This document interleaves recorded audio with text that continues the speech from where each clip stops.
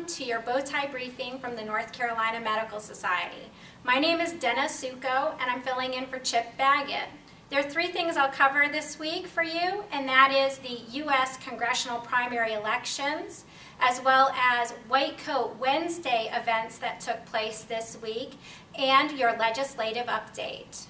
First, the U.S. Congressional primary elections. Right here in the triangle, the 2nd Congressional District Republican primary was one of the most hotly contested U.S.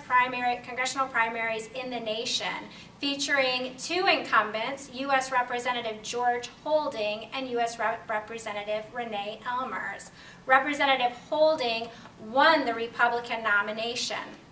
In the 9th Congressional District, which includes southern Mecklenburg County east to Bladen County, U.S. Representative Robert Pittenger faced off against Reverend Mark Harris.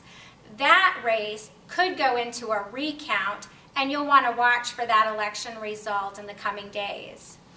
The 13th Congressional District is a totally new district that was rewritten in the redistricting process that took place recently. Ultimately, a gentleman by the name of Ted Budd led the pack and won the Republican nomination there in the 13th Congressional District.